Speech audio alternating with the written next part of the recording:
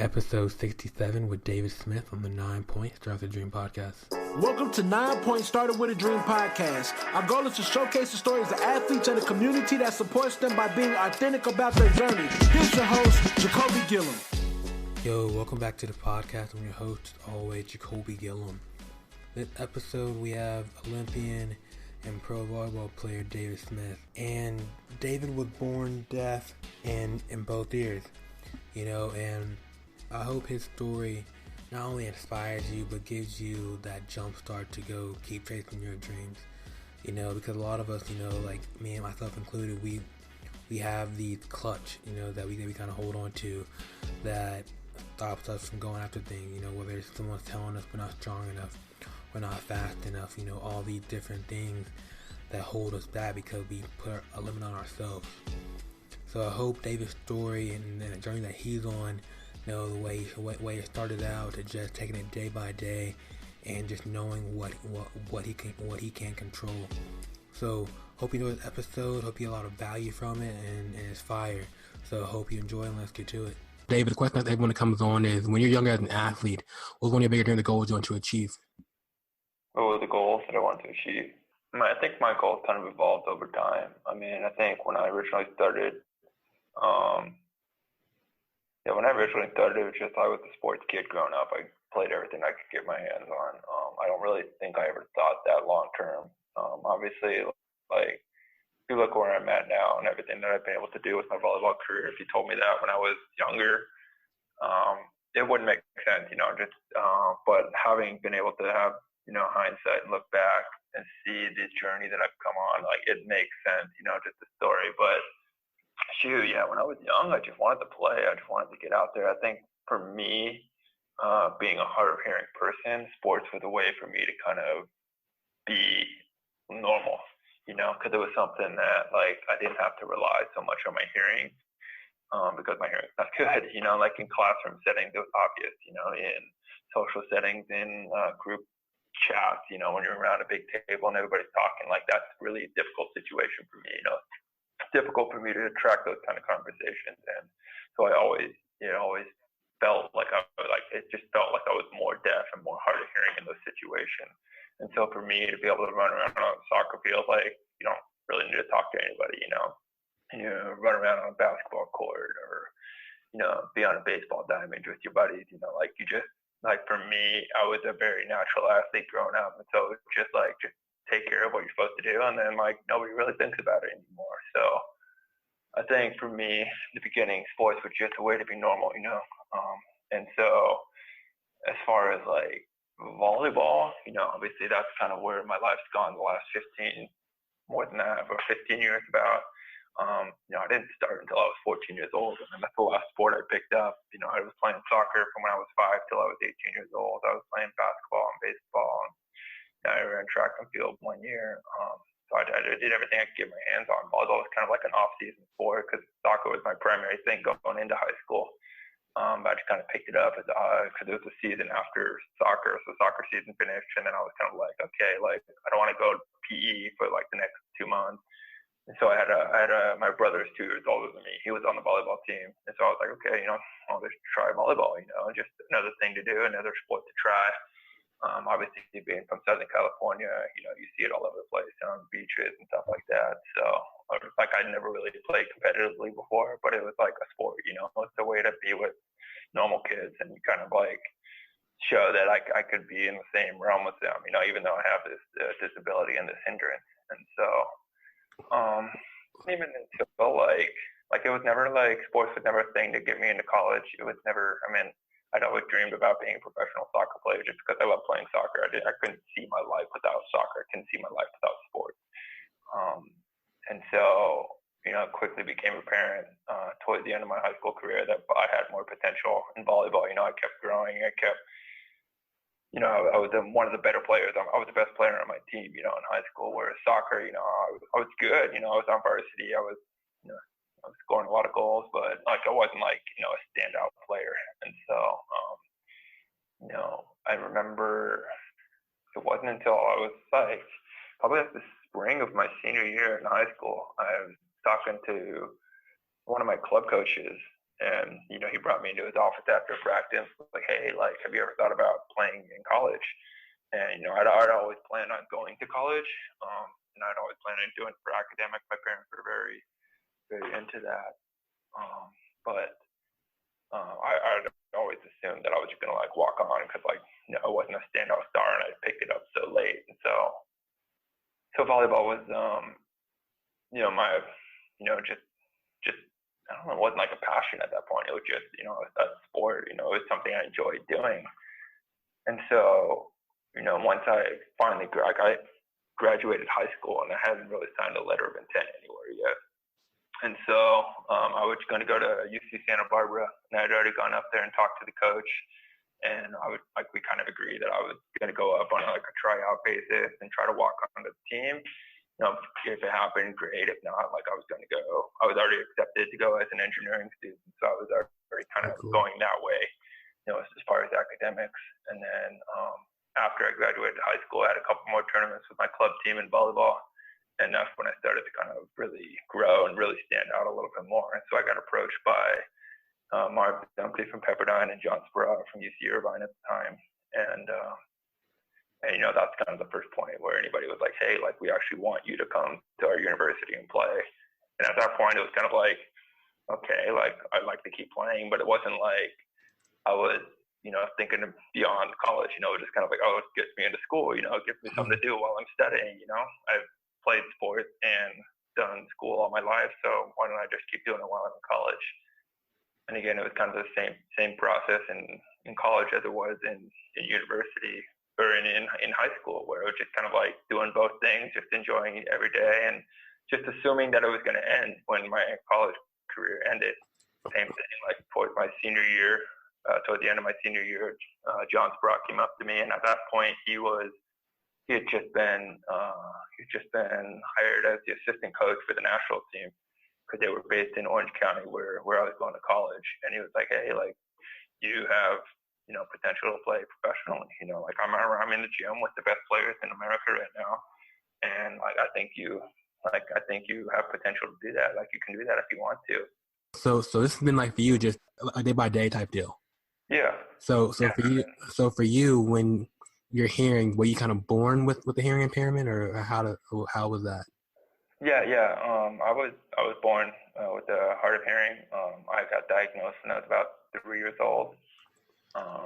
And then, I'm at my hearing loss is basically at the point where it's good enough where I just wear behind the ear hearing devices. And so, like, I just wear, it's basically just really simplified version of it. It just amplifies the sound. So if you make everything louder, I can hear for the most part. My wife's giving me a look over there. She's like, no, you can't. But like in like a face-to-face conversation, like, I rely very heavily on lip reading, which is why we're using video chat right now. And then, like I was saying before, in group situations when I can't like always follow who's talking, because conversations back and forth, I struggle with that a lot. The guys on the team who played with me for a long time, they're like behind me or they're next to me, or I'm not looking at them. Like, I'm very rarely going to pick up on the auditory cues. So when you say you were a kid, you said sports kind of helped you feel normal, right? And for me, like, I kind of relate to that because I have a stutter and a lisp. But for me, I kind of always felt kind of insecure about that, right? So for you, when it came to your hearing, was almost like sports was just like your kind of your armor, where you were kind of like, it was almost like an even playing field that. Exactly. Yeah, exactly. The same way. Like I said, like I was saying before, it's like it was a way for me to be normal. It was a way to kind of, hide the fact that maybe I'm not on the same level playing field in other aspects of my life. And it gave me the confidence to know that that's okay. Like, I can still be myself, and I could still be successful, and I could still enjoy myself, and I could still do the things that I love to do, even if I'm not what typical population would call normal. And you're 6'7", man, so that's like, that helps. It helps a lot. But it's kind of fun. People like the average population, I'm tall, but when I go on a volleyball court, like, I'm facing guys that are 6'10", 7 footers. The club team I was on, this year in Poland, I was the shortest middle blocker on our team. We had two guys that were 7-footers, and we had another guy that was 6'9" or something like that. And I was the shortest guy, but I was always starting because I rely a lot on my quickness. So when it kind of came down to just realizing that you have an opportunity to kind of be an elite level, or like what we consider elite level when it comes to the sport of volleyball, how did you, I guess, approach it as just the opportunity in itself? I mean, I think it's really, I approach it day by day, like I never, when I first walked in the national team gym, it wasn't like, I'm an elite athlete, I deserve to be here. It was like, well, these guys are Olympians. I'm playing with like the best players in America. And I knew that the way for me to kind of be at their level was just to work day in, day out, And I didn't know my first day in the national team gym that I'd still be here 11 years later. But I think putting in that work day in, day out allows me to kind of really keep my focus on like achieving small goals and achieving small steps and getting better by small percentages every day, rather than trying to like look at that insurmountable task of becoming an elite player, becoming the best, or becoming an Olympian. Just be the best I can be today. Continue to find facets of my game that I can improve and get better at, and just enjoy the process. And when it came to like that process and just the overall of just keep getting your confidence going, what helped you? Because like it could have even been like I have a hard hearing problem, and like I'm just gonna kind of just go in the corner and just not do anything. So for anyone listening right now that maybe has their own kind of impairment, what would be like your advice to say you can do it, or just like you can achieve whatever it may be? Yeah, I think for me, it came down to understanding what matters to me, understanding what I'm passionate about, and understanding that I have control over a lot of aspects of my life. There are many that maybe I don't have control over, but there are also a lot of aspects of my life that I do have control over, and those are the areas that I need to focus on. Obviously, it doesn't mean every day is going to be perfect. There's been many times where my confidence has wavered, my confidence, my doubt, and there's been moments where it's like I feel like my hearing has messed it up, not only for myself but for my team. And I think those moments of doubt, like you have to remember those are lies. Like that's not truth. You want to, because I'm very hard on myself. I can be very pessimistic when I play. The coaching staff and the national team knows me really well now, and so I'm a very analytical guy. So I'm always like, I'm very slow to kind of praise myself. I'm very quick to be like, okay, I did this wrong. Like, I'll score a point, I'll make an amazing play, but I'll be, oh wait, I was late, I was on the wrong route, whatever. But I think the key thing for me was just understanding what I can control, and I think I guess when you really look back at it, you understand that like people, I think for the most part, are very curious. And I think sometimes we take that curiosity as like looking down at you. And so there are obviously people out there that are going to bring you down just because you're different. Mm-hmm. But in my career, and even like going overseas a lot and not being able to share a first language with someone, but still being asked like, oh, like what are those things behind your ears? Oh, so you can't hear, like, let me hear about that story. Let me, like, because most people don't play with people that are hard of hearing at this level. Like I really don't know of any professional hard of hearing deaf athlete in the men's volleyball game. And so a lot of people, they come because they know it's different and it's not normal. So the first instinct is to be like, whoa, like something's wrong here. But when they see that, I'm going to put everything I have out there every single day, they're like, okay, like we can work with this guy, and then we can learn about him, and then we can learn, more about, obviously I can't say I represent all of the deaf community, but at the same time, like I know a lot of people share the same story as I do. It's one of the cool things about traveling overseas all the time is that, I think a lot of people have heard my story now. And so like a lot of games, especially in Poland now, I've been there for 3 years. Like parents will come up with their kids, and like their kids will have like, either cochlear implants or hearing aids, and like they want to show like their kid that it's possible. Yeah. So. Cause I think it's cool because you're kind of showing people that it's possible on the grandest of stage.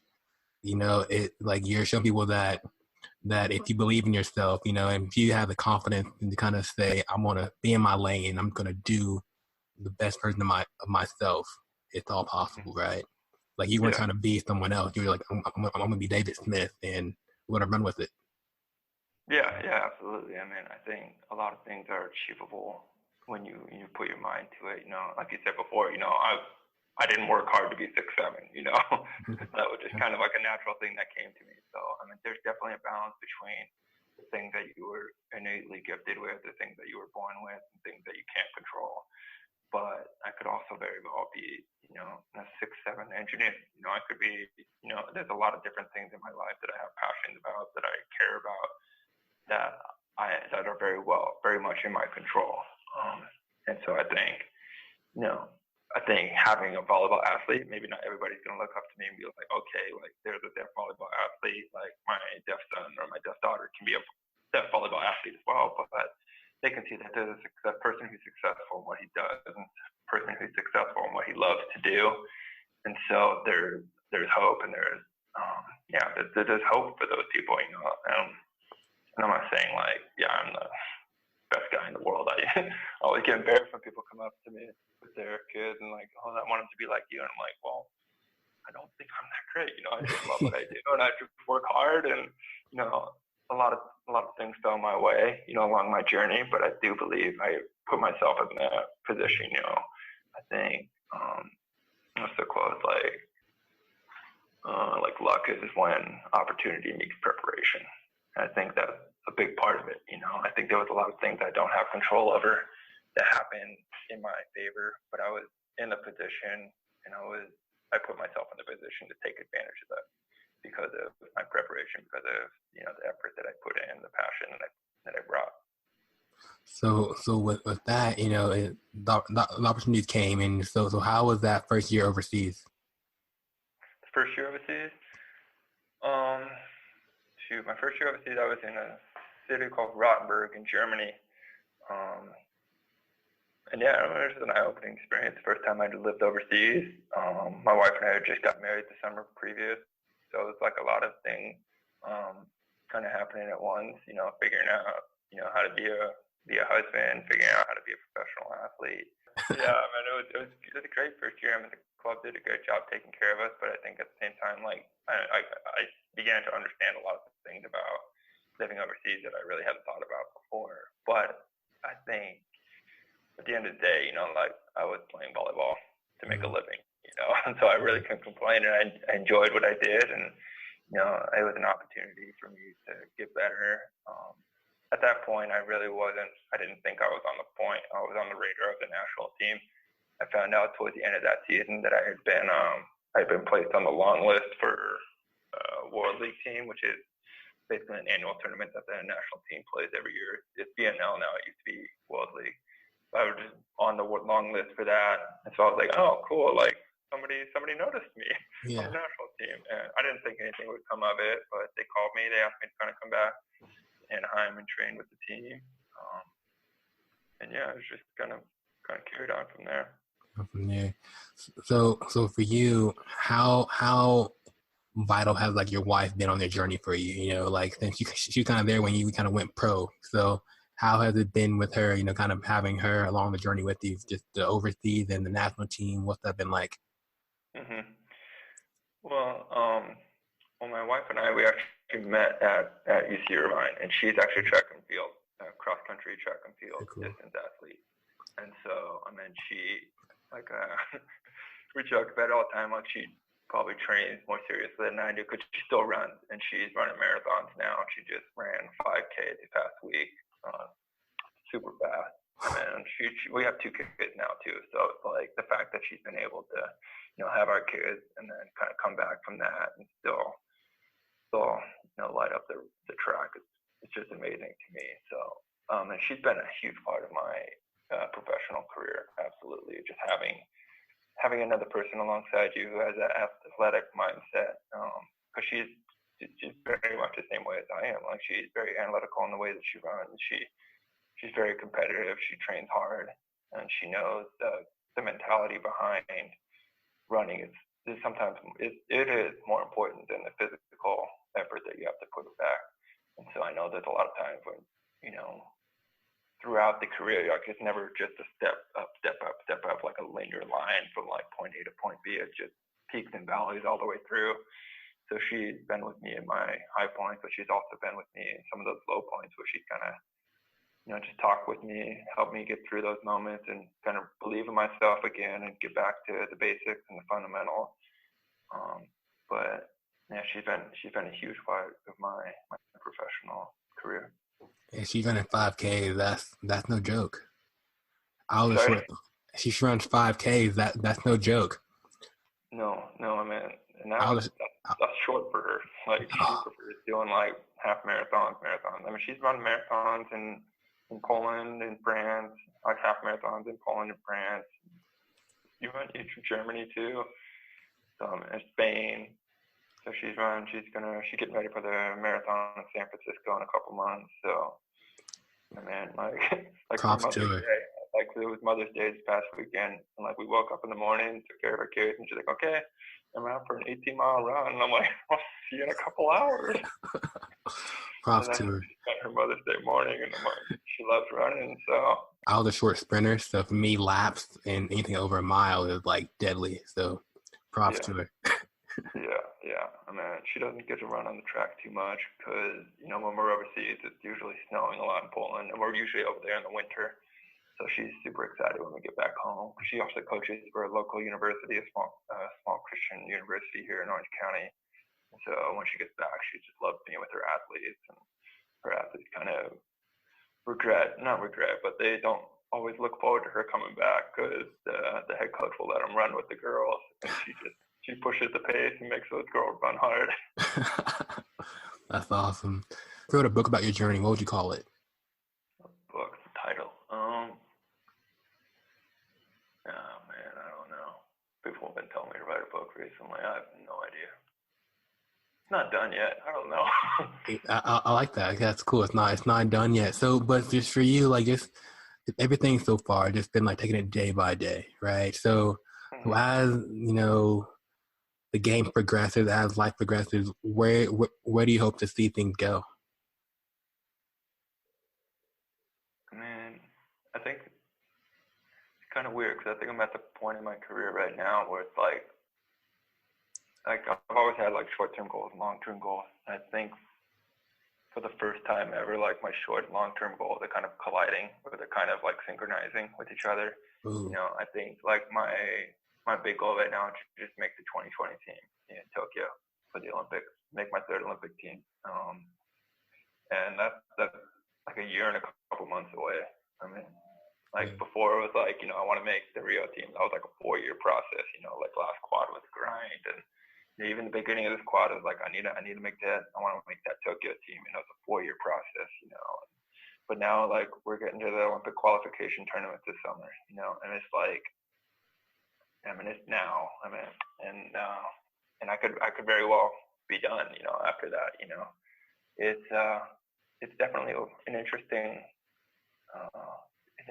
topic for me to think about because, day by day, it could be over very quickly, And then, I have to start thinking about the long term and my family and what we're going to do, post volleyball career.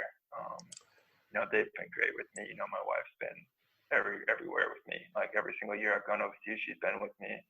My son is turning 7 in a week, so he's been with us for the last 7 years, and he's getting to school age now. So we're kind of pulling him out of school, taking him overseas, trying to find a school for him. He's learning more languages than we are because the cities that we often play in aren't like big cities. They're like small cities, so they don't have international schools. And so I think that's been kind of the signal for me that it might be kind of coming to an end because I feel great. Like my body's still going. I still love playing the game, but I think the family is ready for it to be over. And it might not be, but I think, for me, like looking day by day is that much more important because it's so easy to drift and be like, it could be over, in a year. But at the same time, like I want to continue that mindset of finding those small ways to get better, finding those small ways to give back to my teammates and to make them better. Because I think in the end, like that's what I want my story to be. Like I was there every day. I put everything I had into it. I made my teammates better, and like I don't want to leave anything, on the court, and have those regrets when I'm done. Definitely. Well, I'll put it this way though. It's like I don't think it would end for you. It'll just be a new chapter. Yeah, absolutely. It's not the end of the story, but it's definitely the end of a chapter. Yeah. But like having played volleyball professionally my entire adult life, it seems like the end.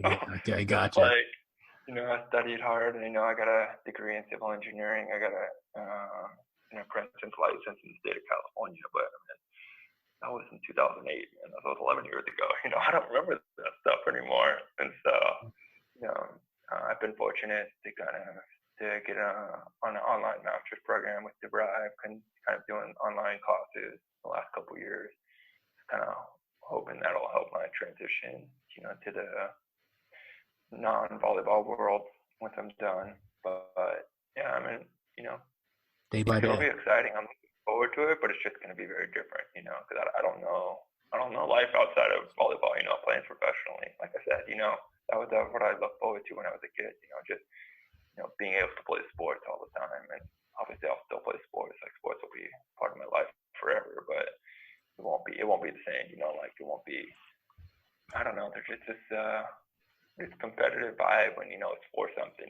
like sometimes you want to play competitive games when it's not really competitive, like with my kids or with friends, and it's like, and it's always marathon because I don't want to go crazy like I do on the court. It's always marathon with your wife. Yeah. We've had a couple arguments over card games and board games, so we try to keep that to a minimum, but we do a pretty good job. Awesome, man. Well, David, it's been great talking with you. Just kind of learning about your story. So like right now, you guys on social media, anything, website we can kind of mention right now? We can kind of follow you and learn about your story. Not really. I got social media. I got Instagram, Twitter, Facebook, but I'm just not really pushing my story too much. I guess I probably should. Everybody keeps asking me, but just David M. Smith 15 on Twitter and Instagram. Kind of follow me over the next couple of years. I kind of make the process. We got a busy summer this year. We got a big road trip coming up in a couple of weeks, and then we've got the Olympic qualifier, and then a huge World Cup tournament till the end of the summer, and then I got one more season. I signed next year in Poland for one more year, different team. So it'll be my fourth year in Poland, fourth team, and then come back, and it's an Olympic year. So it'll be fast, but it'll be fun. I like it. David, it's been great talking with you. Enjoy the rest of your night and day, and talk to you soon. All right, thanks a lot.